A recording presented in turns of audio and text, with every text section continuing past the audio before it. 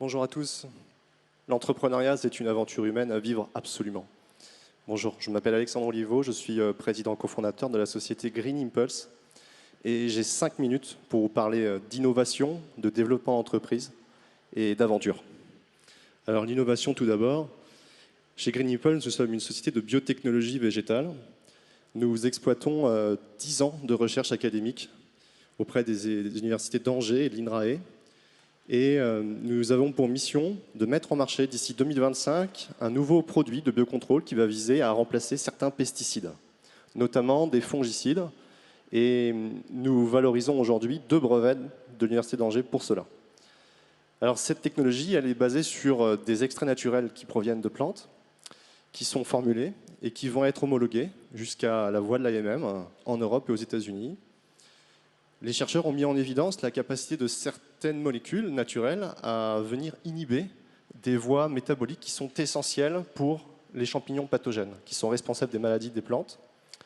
Et en appliquant ces molécules, qui sont sous forme de produits formulés en agriculture, on peut réussir à réduire de plus de 90% l'usage de certains fongicides classés cancérigènes, mutagènes et reprotoxiques.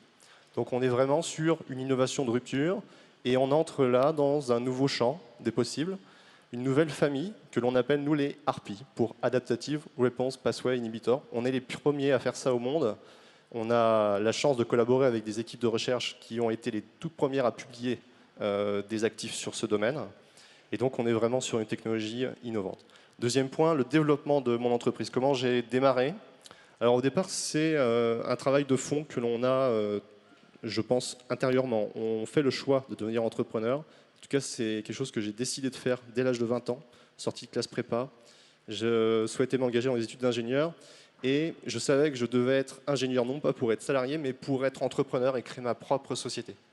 Donc, dès lors, j'ai été très ouvert sur les opportunités qui se présentaient à moi et j'ai cherché à construire mon réseau.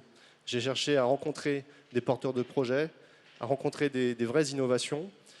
Et j'ai fait la connaissance des personnes qui m'accompagnent aujourd'hui. Et en premier lieu, mon associé Manuel Pajot, qui a lui 20 ans d'expérience dans le domaine des biocontrôles et qui venait du secteur privé et qui avait déjà mis en marché des molécules. On a formé un binôme, on a été incubé d'abord dans une technopole et on a connu 2 ans sans pouvoir se rémunérer avant de créer la société. Donc c'est un parcours très long, très laborieux, mais vraiment, il faut une détermination sans faille pour pouvoir aller jusqu'à terme. Et le jeu en vaut la chandelle, puisqu'à partir de 2019, on a pu enfin créer la société, se rémunérer, et on a fait une opération très tôt d'1 million d'euros auprès de fonds régionaux qui nous ont fait confiance, des fonds d'amorçage. On a construit, on a réussi à obtenir des financements et dotations d'aide publique pour le laboratoire et les chercheurs qui sont au sein du labo de l'Université d'Angers qui sont à l'origine de ces brevets.